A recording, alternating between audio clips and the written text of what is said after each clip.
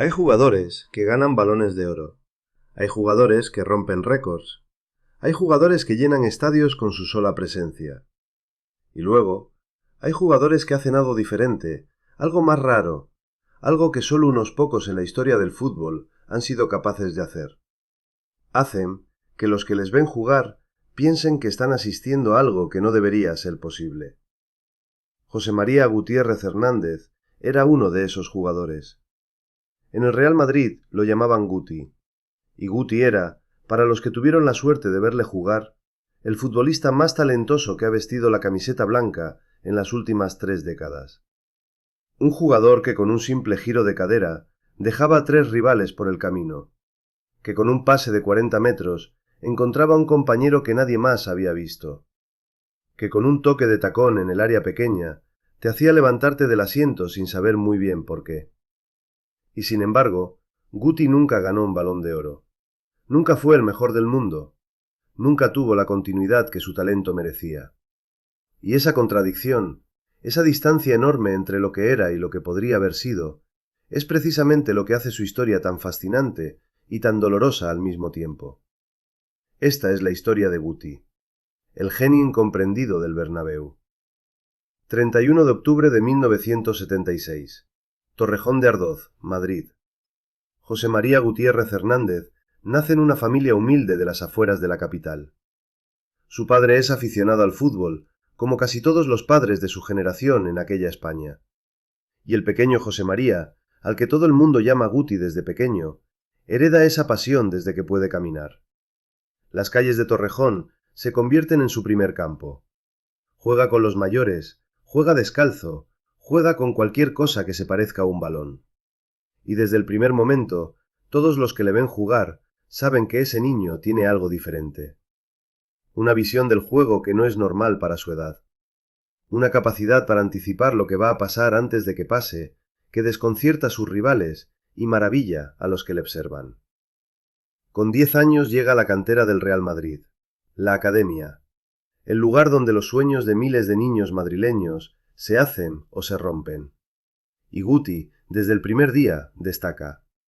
No por ser el más rápido, no por ser el más fuerte, no por ser el más disciplinado, sino por ser el más diferente. El que hace cosas que los demás no hacen. El que resuelve situaciones de una manera que nadie ha visto antes. Sube categorías con una naturalidad pasmosa. En cada equipo en el que juega, Guti es el mejor, el más creativo, el que marca la diferencia. Y el Real Madrid lo sabe, lo cuida, lo va preparando para el gran salto al primer equipo. Ese salto llega en 1995. Guti tiene 18 años y debuta con el primer equipo del Real Madrid. Y desde el primer momento, los aficionados del Bernabéu ven algo que les hace ilusionarse. Ese chico tiene magia. Tiene algo que no se puede enseñar ni comprar. Tiene el don. Los primeros años de Guti en el primer equipo son de promesa cumplida a medias. Tiene destellos extraordinarios, partidos donde hace cosas que dejan a todos boquiabiertos, momentos donde parece que va a explotar definitivamente y convertirse en el jugador que todos esperan que sea. Pero luego vienen las lesiones, o la irregularidad, o el entrenador que no confía en él, o la llegada de un fichaje que le quita el puesto. Porque ese es el problema de Guti desde el principio. Juega en el Real Madrid. Y el Real Madrid de finales de los 90 y principios de los 2000 no es un equipo cualquiera. Es el equipo de los Galácticos. El equipo donde llegan Figo, Zidane, Ronaldo, Beckham, Owen. El equipo donde cada verano aterriza una nueva estrella mundial que ocupa el espacio que Guti necesitaba para brillar. Guti podría haber sido titular indiscutible en cualquier otro equipo del mundo. En el Barcelona, en el Bayern, en el Manchester United, en la Juventus. En cualquiera de los grandes clubes europeos, Guti habría sido jugador franquicia, el que construía el juego, el que llevaba el equipo en la espalda.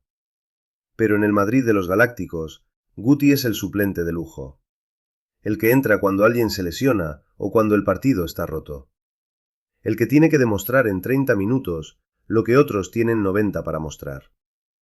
Y lo más cruel de todo es que Guti lo hace. Cuando tiene su oportunidad, cuando el entrenador confía en él, Guti rinde al nivel de los mejores. Hay partidos suyos que los aficionados del Madrid todavía recuerdan con los ojos brillantes. Hay jugadas suyas que circulan por internet décadas después y que siguen provocando la misma reacción. Un momento de silencio seguido de una exclamación incrédula. ¿Cómo ha hecho eso? ¿Cómo es posible que alguien vea ese pase? ¿Cómo puede alguien controlar un balón así? El problema de Guti no es solo futbolístico. Guti es un personaje. Guti tiene una personalidad que no encaja fácilmente en los moldes del fútbol profesional de principios de siglo. Es provocador, es irreverente, es directo hasta la imprudencia. Dice lo que piensa cuando lo piensa, sin filtros, sin calcular las consecuencias. Y eso le genera problemas continuamente. Sus declaraciones en la prensa son legendarias. Critica a entrenadores, critica a compañeros, critica a directivos. No desde la mala intención, sino desde esa honestidad brutal que tiene la gente que no sabe o lo quiere fingir. Guti dice la verdad tal y como la ve.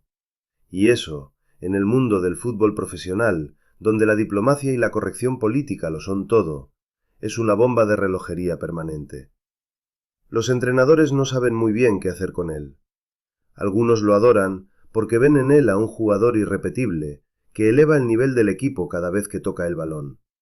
Otros lo sufren porque sienten que no pueden controlarlo, que se sale del esquema, que hace lo que quiere en el campo y que esa libertad puede ser tan brillante como desastrosa, dependiendo del día.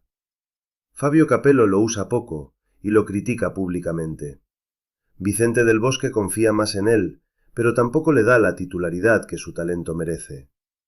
Quique Sánchez Flores es quizás el entrenador que más le saca el jugo, el que más entiende cómo gestionar su talento y su personalidad.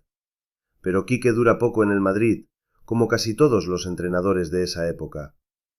Y luego llega Zidane. No como entrenador, sino como jugador.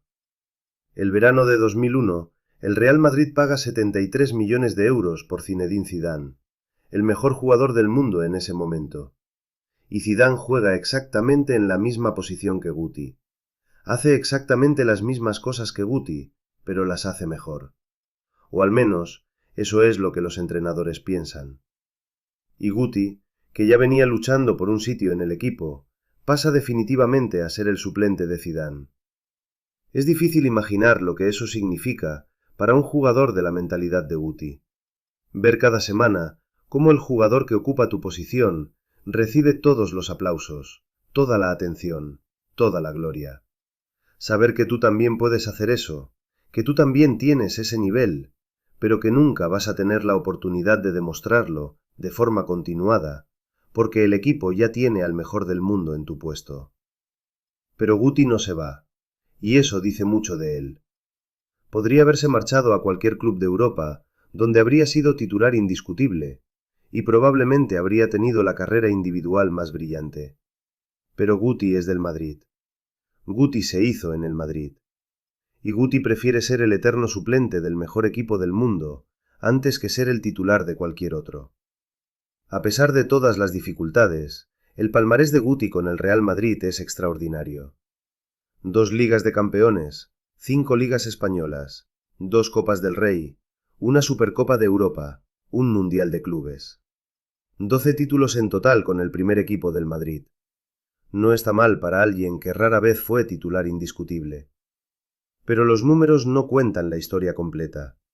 Los números no dicen que Guti fue el autor de algunos de los goles más imposibles que se han marcado en el Bernabéu. No dicen que hay asistencias suyas que ningún otro jugador de su época habría sido capaz de dar. No dicen que cuando Guti estaba en forma, cuando tenía continuidad, cuando los entrenadores confiaban en él, el Real Madrid jugaba un fútbol diferente, un fútbol más creativo, más impredecible, más bello. Hay una jugada de Guti contra el Málaga que resume todo lo que era. Un control orientado en el área, un giro de cadera que deja a 2 defensas parados y un disparo colocado al palo contrario que el portero ni ve. Una jugada que dura 3 segundos y que contiene más creatividad que 90 minutos de muchos otros jugadores. Una jugada que todavía hoy, cuando aparece en las redes sociales, genera miles de reacciones de gente que no puede creer que alguien sea capaz de hacer eso.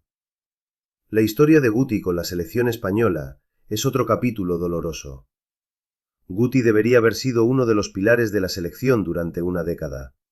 Debería haber jugado mundiales, Eurocopas, debería haber sido el cerebro del equipo en los grandes torneos. Pero no fue así. Los seleccionadores nacionales tampoco supieron muy bien qué hacer con él. Iñaki Sáez lo convoca con regularidad, pero no confía plenamente en él. Luis Aragonés, el arquitecto de la generación dorada, lo usa con cuentagotas. Y Del Bosque, que lo conoce bien del Madrid, tampoco le da el protagonismo que su talento merece. Guti juega con la selección española en momentos puntuales.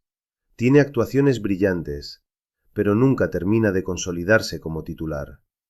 Y lo que más duele es que la generación de Xavi, Iniesta y Villa, la generación que ganará 2 Eurocopas y un Mundial entre 2008 y 2012, es exactamente la generación de Guti.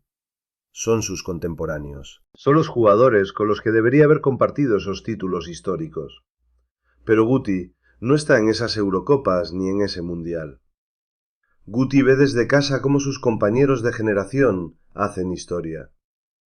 Y esa ausencia, esa cuenta pendiente que el fútbol nunca le pagó, es quizás la espina más grande que lleva clavada. El verano de 2010, después de 15 años en el primer equipo del Real Madrid, Guti decide que es el momento de dar un paso al lado. Tiene 33 años, el cuerpo ya no le responde como antes, y siente que en el Madrid ya no tiene el papel que quiere tener. Firma por el Beşiktaş turco. Turquía es una sorpresa para muchos, pero Guti abraza el reto con la misma actitud que siempre lo ha caracterizado, sin miedo, sin complejos, con ganas de demostrar que todavía tiene fútbol en las piernas. Y en Estambul encuentra algo que quizás nunca tuvo de forma continuada en el Madrid. La confianza total de un club y una afición que lo ven como su estrella, como su referente, como el jugador alrededor del cual se construye todo. Sus temporadas en el Beşiktaş son las de un Guti liberado. Sin la presión del Bernabéu, sin la sombra de Zidane, sin tener que demostrar cada semana que merece un puesto en el equipo. Guti juega, disfruta, hace las jugadas que siempre quiso hacer. Y la afición turca, que no le había visto jugar antes, se enamora de él de una manera que en muchos momentos supera incluso lo que vivió en Madrid. Juega también brevemente en el Almería de vuelta a España, intentando alargar su carrera un poco más. Pero el cuerpo ya tiene sus límites. Y en 2013, Guti cuelga las botas definitivamente. Después de retirarse, Guti no tarda en encontrar su siguiente vocación, los banquillos. Empieza a entrenar en las categorías inferiores del Real Madrid, formando los jóvenes talentos que aspiran a seguir sus pasos. Y en ese papel, Guti descubre que tiene tanto talento para transmitir el fútbol como lo tenía para jugarlo. Su etapa como entrenador del Juvenil A del Madrid es brillante. El equipo juega un fútbol precioso, atrevido, creativo, el fútbol de Guti. Y los resultados acompañan. Varios títulos juveniles que hacen pensar que Guti tiene futuro en los banquillos. Da el salto al fútbol profesional entrenando al Almería y al Huesca en segunda división. Los resultados son irregulares, como lo fue siempre su propia carrera como jugador. Hay momentos brillantes y momentos difíciles. Hay victorias que ilusionan y derrotas que duelen. Y Guti aprende que entrenar es tan complicado como jugar, pero de una manera completamente diferente. ¿Qué es Guti para el fútbol español? Es la pregunta más difícil y más interesante que se puede hacer. Porque Guti es muchas cosas al mismo tiempo. Es el talento más grande que el fútbol español ha producido en décadas y que nunca tuvo la oportunidad de demostrar todo lo que valía de forma continuada. Es el jugador que en cualquier otro equipo del mundo habría ganado balones de oro, pero que en el Madrid de los Galácticos fue el eterno secundario. Es el hombre que prefirió quedarse en el banco del mejor equipo del mundo antes que brillar en cualquier otro sitio. Pero Guti es también el espejo en el que el fútbol se mira y a veces no le gusta lo que ve. Porque Guti demuestra que el talento solo no es suficiente, que el contexto importa, que las circunstancias importan, que a veces el mejor jugador no es el que más títulos gana, ni el que más partidos juega, sino el que hace que los que le ven jugar sientan que están viendo algo que no se puede explicar con palabras. Hay una generación entera de aficionados del Real Madrid que creció viendo a Guti y que todavía hoy, cuando le preguntan por el jugador que más les ha emocionado en el Bernabéu, dicen su nombre sin dudarlo. No Zidane, no Ronaldo, no Figo. Guti, el que nunca fue el primero, pero que cuando tocaba el balón, hacía que todos los demás parecieran normales. Eso no se compra, eso no se fabrica, eso nace contigo o no nace. Y Guti nació con eso, con ese don imposible de explicar que hacía que el fútbol, cuando pasaba por sus pies, se convirtiera en algo parecido al arte. José María Gutiérrez Hernández llegó al Real Madrid con 10 años desde las calles de Torrejón de Ardoz, y se marchó 15 años después, habiendo ganado 12 títulos, habiendo protagonizado jugadas que el fútbol nunca olvidará, y habiendo dejado en los aficionados que le vieron jugar la certeza de que estuvieron ante algo especial. Ante alguien que el fútbol no supo aprovechar del todo, pero que a pesar de eso, dejó una huella que ningún Balón de Oro puede medir. Porque hay jugadores que ganan todo, y luego está Guti, que sin ganar todo, se quedó en el corazón de todos.